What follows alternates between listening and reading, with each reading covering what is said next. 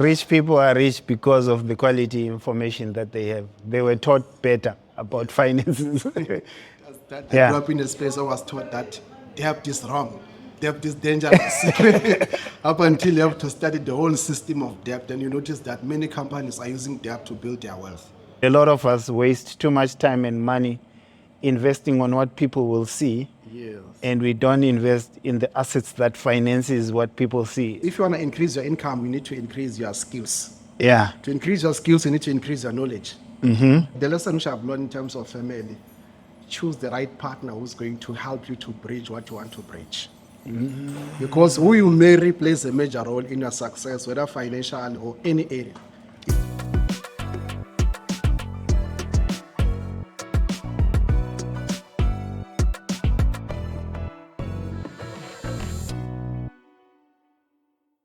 Welcome to another edition of Mindset Profits. I am sitting with a good brother of mine who I really, really respect because I got to meet him in one of my workshops.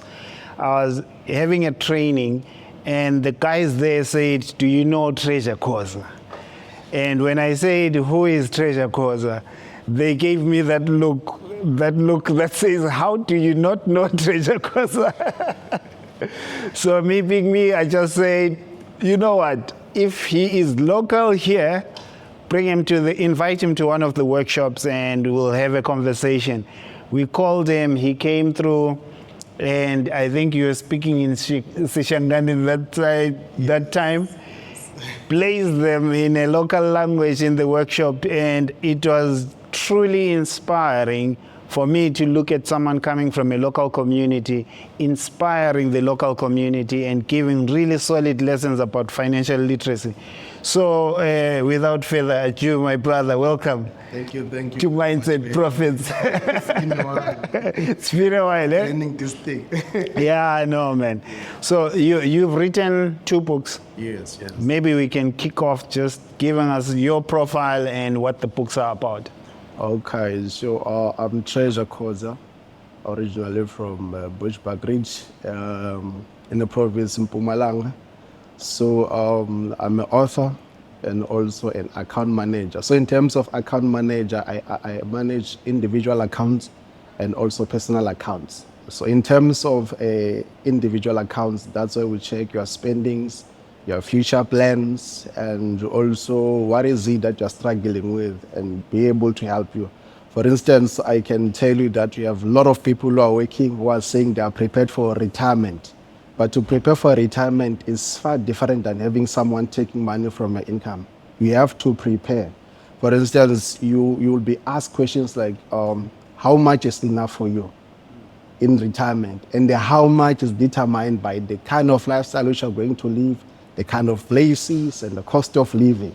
So when we go to your personal account, you might assume that you are in the right place. But when we study everything, that's when we realize that there is too much that needs to be done. We also start like every cent must be studied. Like maybe, for instance, you say you spend too much when you go to work. And then the solution for you have to maybe carry something when you go to work. So it's too much work for me because I have to think around how do I assess this one. And then in terms of business accounts, that's why we studied the overall cash flow, studying how the company is performing in terms of sales, how are they managing their finances and their future plans. So in that space, I have a team that I'm working with, assisting me in terms of coming with solutions and also helping the company to reinvest in good places. Remember, So you help people invest their money, you help companies invest their money. Yes. and it's way different. Like for instance, when you speak of individuals, for individuals, you can help them to invest in the stock market, buying shares, and also maybe buy land or buy property. So, but when it comes to business, because they are running a big entity, you have to think around stuff like how can these guys maybe have something like their own property, like how McDonald's is doing. They're making more money on property than making the beggars. You see. So that's why I need a team to come in. But what's so critical in terms of both individuals and entities is the knowledge. Because if there is no knowledge in those guys, you'll have a struggle. Your perspective is another perspective, their perspective is another perspective. So we don't just invest for them, we also teach them how these things works. You're reminding me of a statement I heard actually not too long ago. Someone, it's common sense, a simple statement says, well, rich people are rich because of the quality information that they have. They were taught better about finances. That's really true, because when you come to the way we deal with money, we don't just manage, but you also learn the system, how money works. Because if it's for management, it can help us for a certain period, but there will be struggles as far as things start to change. Now we have to understand the system of how money works. For instance, I don't know where you grew up. I grew up in a space I was taught that debt is wrong, debt is dangerous. Up until you have to study the whole system of debt, then you notice that many companies are using debt to build their wealth. So it's a matter of the kind of knowledge that you have concerning that certain area or certain subject. But where does this journey begin for you? How did you get to become the author, the educator, the wealth manager? Okay, that's a good question. So, started from home. At the age of 13, you see where we are currently taking this life. Yes, yes. We used to have one ATM here, so we'll have to take a train from where I'm staying to come here. So my mom will just carry me and then say, "Let's go." At the age of 13, I knew ATM. Back in the days, FNB was called Bob Said. So she will just queue there, withdraw the money, and then after withdrawing the money, she will give me the money. So my duty was to allocate the funds based on the household needs. So now I have to write, we use 100 rand to buy this, we use this amount to buy this, and then give the full record. What is it that we have done with the money?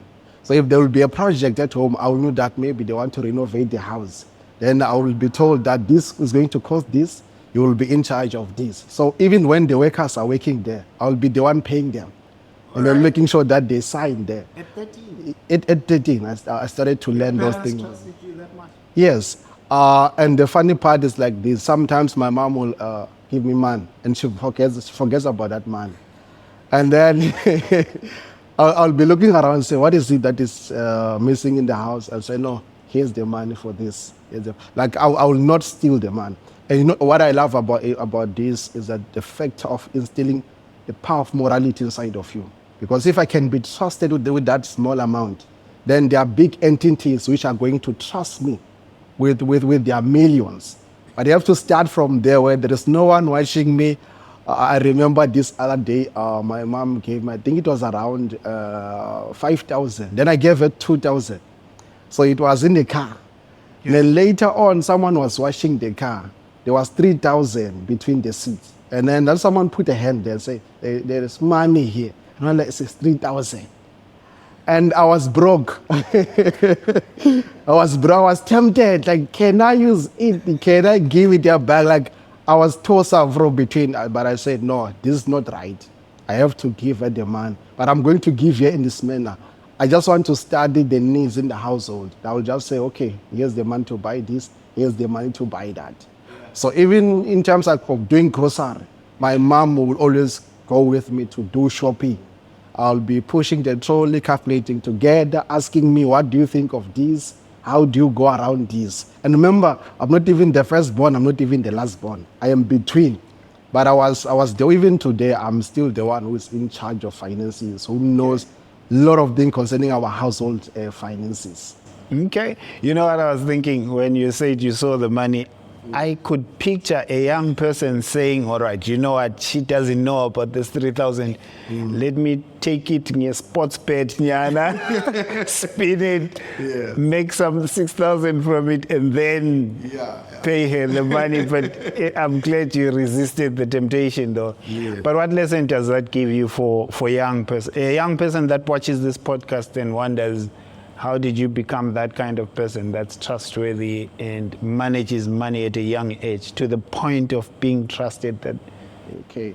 First, I will say this: exposure expand expectations.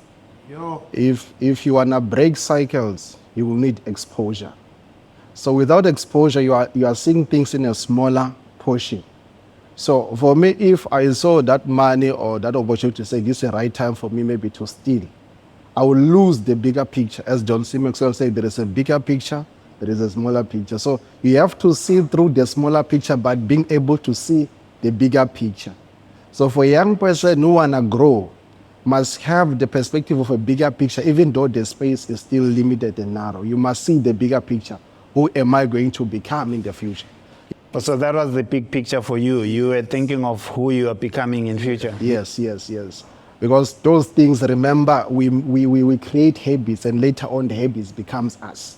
So if I had that habit maybe of not being faithful with small stuffs, I will not be faithful with big stuffs. Like currently I'm running some big accounts, and you speak millions there. So if I was not faithful in those few rands, no one will trust me with their millions, you see.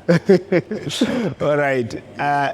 I'm glad we just established just the background of how you got to be a wealth manager managing millions. You've had clients that gave you equity in their businesses as well.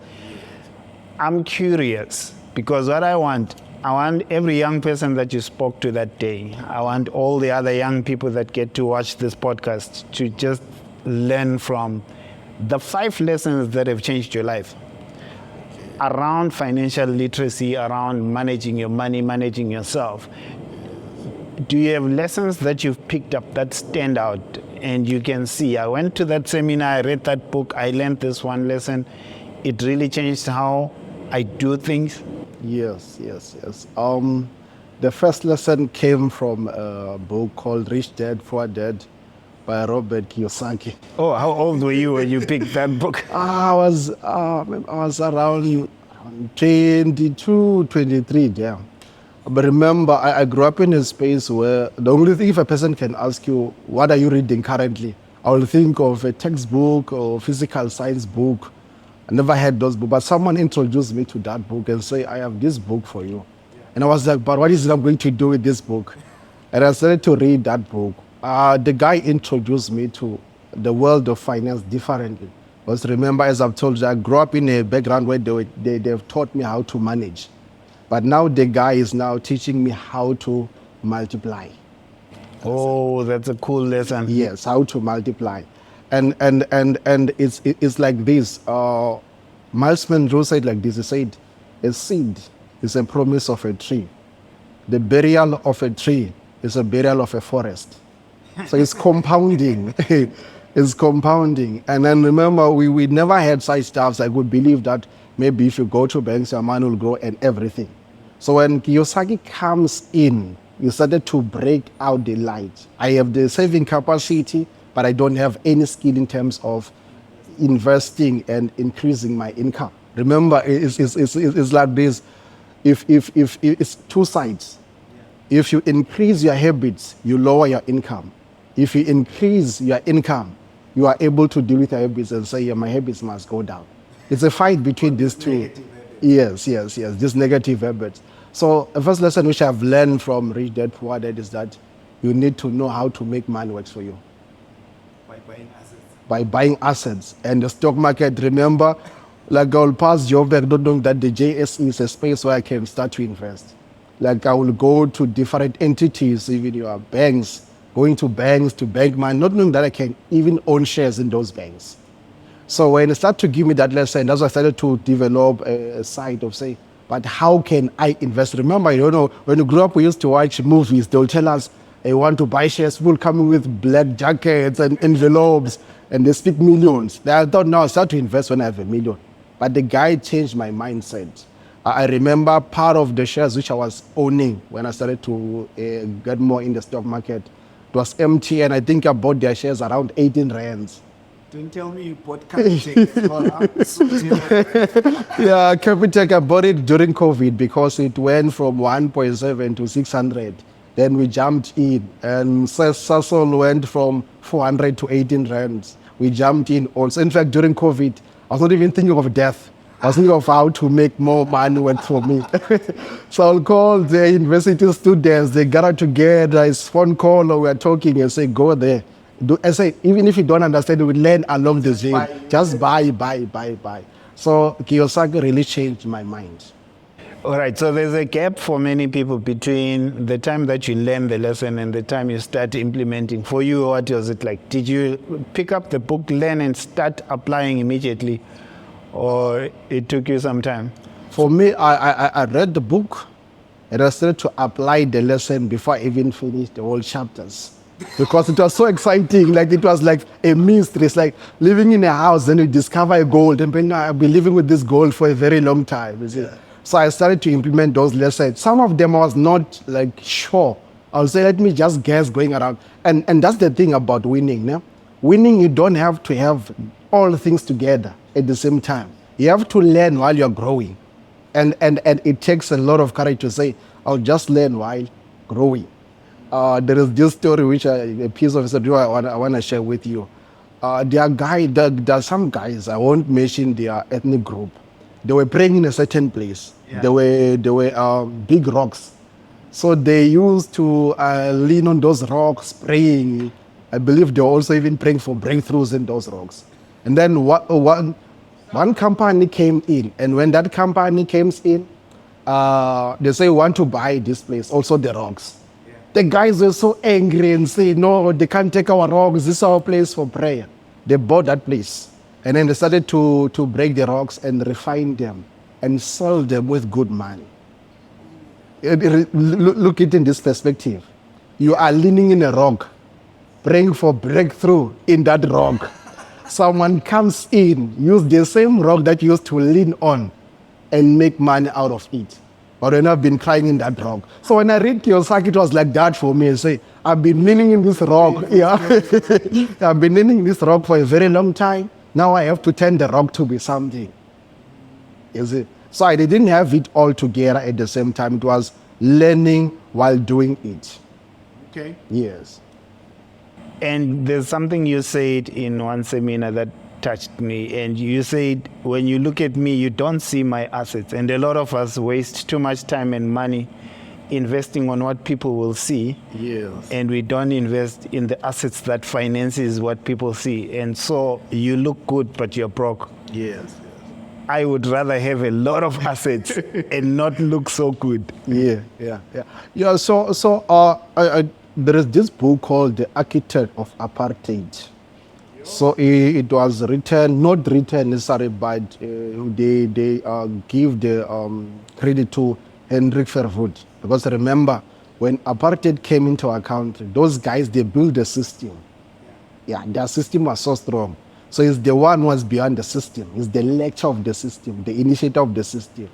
So in that book, he wrote something. He said, we need to build a system which is going to cause them to struggle even when we're outside the system.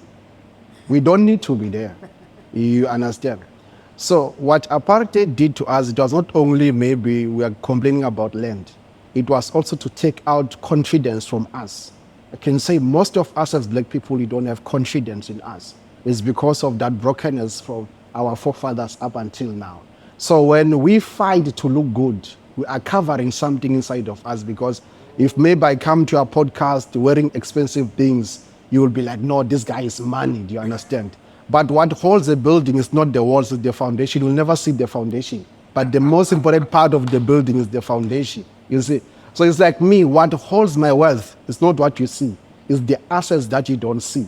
I was telling these boys the other day, they were holding some cash, and say, if you manage to hold your money is too small. Because if you have a lot of it, you can't carry it, must be somewhere there.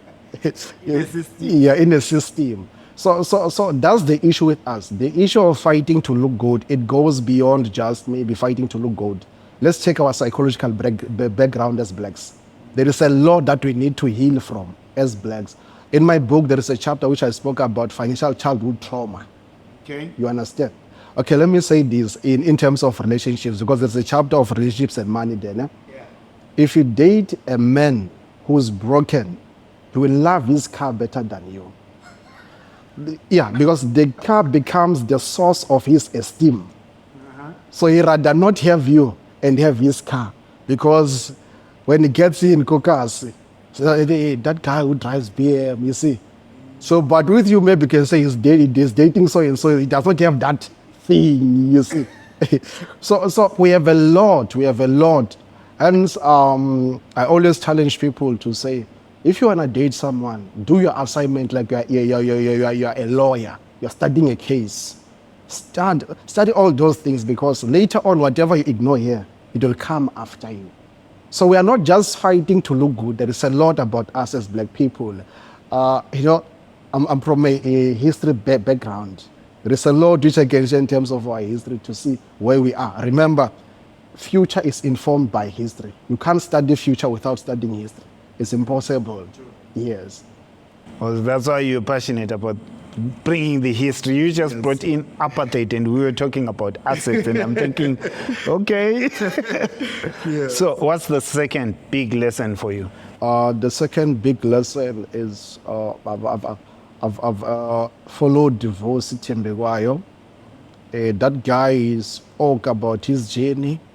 He spoke about the importance of mentorship. Like that guy gave me a side of saying, even if you have the potential, you still need someone who's going to guide you. But our people, they don't necessarily think of a mentor. They say, you'll be sitting with someone telling you, don't give up. They think it's all about that. It's not about that. A mentor will tell you, like, man, this is how we do things. If you go to a first-class plane, this is how you dress up. He will tell you all these channels. Remember, they say a mentor, according to Maxwell, he said a mentor who knows the way because he was there before you. So it's not just wasting your time or maybe taking your money, because most of the time we think about man. The importance of having a mentor is way critical. And one of my mentors, she's a female. Like I've never seen such a female like my mentor. Her name is Teko Hasipan. She's from Witbank.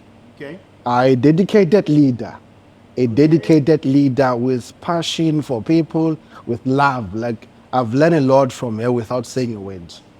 And she taught me this principle about integrity. She said, integrity, it is to do good even when you don't see by anyone. So don't project yourself in performance. Be yourself everywhere. Even when there is no one seeing you, do the best. Okay. So that's the second lesson. If you wanna make it, if you wanna be a billionaire, get a mentor who's going to mentor in that area. If you wanna be healthy mentally, get a psychological mentor. Because when I speak of a mentor, I'm not speaking about just one mentor. I can't go, maybe, for an example, I can't go to my spiritual leader to talk about money. Say, no, I want to invest in this company. No, the guy is much informed in terms of who's David, who's the father of Jesus, how to pray, But when I talk about finance, I can go to anyone who's equipped in that area. So have the list of your mentors and say, this one is for finance, this one is for my mental health, this one is for my physical health, yes, business. Yeah, and then you have those guys around you. So you revisit these guys always. You revisit them. I remember when I went to my doctor, he said to me, you must normalize visiting me even when you're not sick. Because once you start to be sick, it's a reflection that there was something going wrong in your body for a very long time. But better to deal with it before it hits you. So it's critical. Second lesson to have a mentor. I'm curious, at what point did that lesson from Vusi find you? It was around 2013 when I was, and the funny part about Vusi, I used to hate the guy like, was I'll be switching on maybe my chief, the guy will be like speaking his English. Oh man, I'm like, Suga. Yeah, we were South Africans. But one day I was just chilling, I was bored, chilling, listening to him. I said, let me give him a chance. After listening to him, I said, bro, I really need a mentor. But I don't know, you are the one interviewing me, but I also have this question. Yeah? What do you do when you reach a level where you go beyond your mentor? Do you change a mentor? Or, because it will be like you'll be sitting here, he's telling you something which you are there already. Yeah, above it. Yes. All right. In my case, I would say, well, there's two ways to look at it. There's relationships that I keep not because the person knows so much more than me and but it's a relationship that I keep because I know when we brainstorm stuff, we're equals, we're peers, we can always have a valuable conversation. Every now and then I'll come up with stuff that helps you. Every now and then you'll come up with stuff that helps me. So I'm not too worried in that case that you are not far ahead. Okay. As long as we can get value and we engage. Because we're people developing each other. Means I need healing in my mind. So I would still stay if the relationship is a good and valuable relationship, not only because I'm taking something from that relationship. Yes. But again, if you find that every mentor that you have is like that, then it means your selection of mentors is compromised. You need to start looking again. So I would look at it more in that way. Yeah. Okay. So the third lesson is, which is critical, investing in yourself. No one will ever even invest in you if you don't invest in yourself.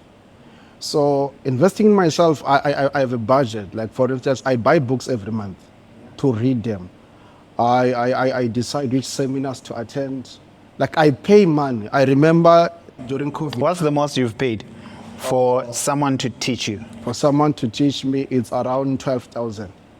And people were blaming me and say, but it's COVID time and it's too much. But I said, guys, that thing is not, you cannot compare it to the knowledge I'm going to get there. You see? So I said, no, I'm going to go to that just to get the knowledge. So I have a budget. Since I do financial trades, I have a budget for books. I don't know if you saw one of my posts. I say, 2025, I'm going to buy more local books to invest that. So this December, I'm going to raise a budget to buy those books. I decide how much am I going to put for books, how much for seminars.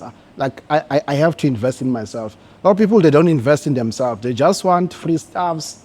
They don't just want to have knowledge, but you can't outgrow yourself. The knowledge which you possess will determine, okay, it's like this. If you want to increase your income, you need to increase your skills. To increase your skills, you need to increase your knowledge. Without increasing your knowledge, you can't increase your skills. I was showing someone how I do some of my work. There's part of my work, I have a certain account which I'm managing. For me to manage that account monthly, it does not take me more than 5 minutes. But those guys, they pay me. You understand? Like I can do it here in the system and say, I say, check how I do it. And I ask you, is it difficult to do this? It's simple, but I said, what takes me 5 minutes took me years to understand it and to do it. So if you invest in yourself, you're opening doors for you. Like it's like this. There must be a season where you follow people. There must be a season where people start to follow you.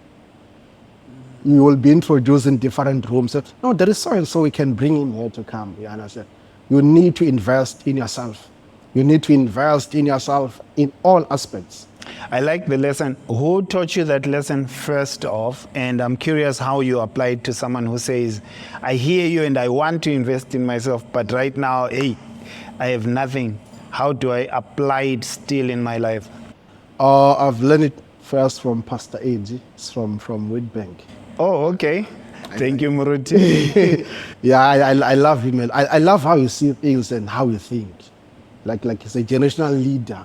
I don't think he thinks ahead. So he's one of my inspiration who inspired me to invest in myself. To say, okay, you need to invest in it. The second one is my business partner. It's called Eric.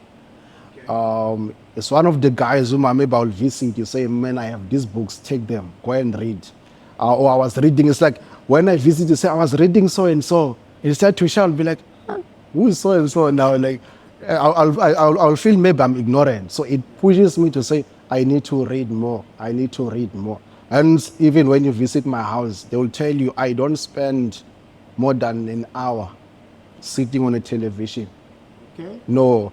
Even when you go to my room, you'll find books. You go to my office, you'll find books. Now I want to bring them also in the toilet, that when you go to toilet, we say no cell phone, just a book when you're inside there. That got me. What's your reading routine like on a typical week? I'm a night person. So after my office work, I just maybe do some few things. Around 7, 8, I'll start to read because it helps me to focus. So I can say, this week I'm reading this book, next week I'm reading this book. And the funny part, I read all books.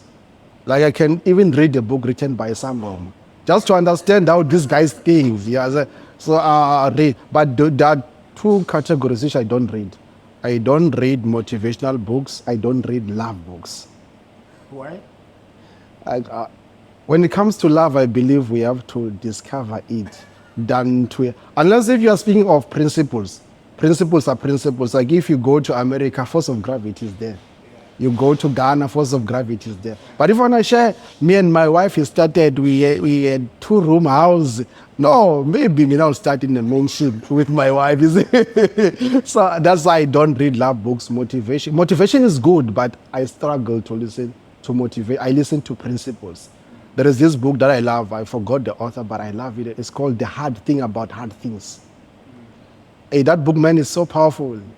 Yeah, it's a good business book. Yeah. So I've got that copy. Yeah, no, he's quite solid. Yeah. So that's my routine. In the evening, I read. In the morning, when I'm not going anywhere, I just wake up and read. What do you say to someone who says, I don't have a budget? If you don't have a budget, now it's simple. You have internet. You can go to different websites. You start to download books, or you visit your local library. Just get a membership card, and then start to borrow books from a library and start to read to develop yourself. Cool stuff. So we're down to 3. Yes. Really powerful lessons. Yeah. 2 more to go. Yeah, so the fourth one, the greatest lesson, the importance of family. When I was born, And this was a financial lesson. yes, Yes, the financial lesson. The importance Okay. of you do know the Rothschild family. family. Oh, not too much, just a little bit. Those guys, I love how they build their wealth. The founding father, before he dies, he called his lawyers and accountants. He said, take this portion of money, put it in a trust. It's going to be taken after 100 years. He made a 100 years investment. So after, they say the money, it was worth billions. The one who was reading their biography said this way, I'll never forget them. He said, none of the Rothschild family will ever wake up to say, I'm going to work. Because when you are born rich in that family. And then even how they deal with relationships, they don't marry outside, they marry inside. What do you mean? Like those guys, they check around their cycles of their relatives, and then they'll have to go through those ones. Because if maybe you're Maseko, I marry you, then I die, then my wealth can go to the Maseko clan. So we have to protect it around our own cycle. You understand? So I've learned this in terms of family. We have a lot of families maybe from the US and other countries that are doing well. But when it comes to us as black families, we are not doing well. So the importance of the lesson which I've learned in terms of family, choose the right partner who's going to help you to bridge what you want to bridge. Because who you marry plays a major role in your success, whether financial or any area. If he or she plays a major role. It's okay. So You're saying who you marry? he plays a major role in terms of your success. So if you don't study their family background, if you don't study their ideology as a family, you might bring someone here who's having a wrong ideology, you understand? For instance, I told you that when I grew up in a family where my mother was all about education, teaching me finances. Then I married this one who grew up in a house where they just squander money. You see, it's going to be like, if I die, she needs to protect what? My wealth. If I happen to die first, you understand? So it's critical that you invest in studying families. I just want to push many people who are watching this, that study families, study their stories, study their success, study their failures. You learn a lot from that. And say, Hey, bro, when it Do comes I need to get involved there? All right. So Yes. on that though, don't you think it becomes unfair to someone who grows up in a family with a bad background, but they're like you, they've decided, Mina, I will not live like the rest of my family. I want to adopt my own unique principles. it's a matter of how they see things. Because if the person is willing to change, it becomes much easier. I'm not sidelining them, but I'm just showing you the picture of the kind of construction which you have to go through. Yes, because if a person is not willing to learn and to grow, you're going to have a problem. But if he or she is willing to learn, you're not going to have a problem, but a work to build. Remember, you have to build. So the building work is too much. You understand? So for me, like if I have maybe today the person, I'll ask you a lot of questions about your family, like to start to understand, and you'll be like, man, family and me, where are we? Yeah, I want to know, and also asking you about the future family. As I said to you, history always informs the future. So I ask you about the past, and then what do you see in the future? So you're not yet married. I'm not yet married. So the diagnostic that someone will have to go through. Okay. In terms of, all right, let's get to the last lesson. Okay. The last lesson is the lesson of building generational wealth. I'm a guy of a generational wealth. I don't think of today. I was telling one of my clients and said, when I turn 40, I'll stop to invest for this generation that I'm having currently. I will start to invest for the next generation, which is going to be maybe investment for 50 years or 70 years. I'll do those investments and say 50 years or 70 years. So she was like, but what if you die? You see, what if you say, you are right, maybe I'll die, you see. But the thing is this, I have to communicate with all generations through my life here. And it's possible to have a voice. Even when you're dead, your voice will still be speaking here. So you build that generational wealth. And it's a journey. I don't want to lie to you. To build generational is a journey, because most of the black people have to start from scratch.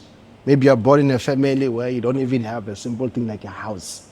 You have to build a parent's house. You have to build your own house. You have to buy a car, because you can't be walking in the township. People will be like, that one speaks of money, but there is typing.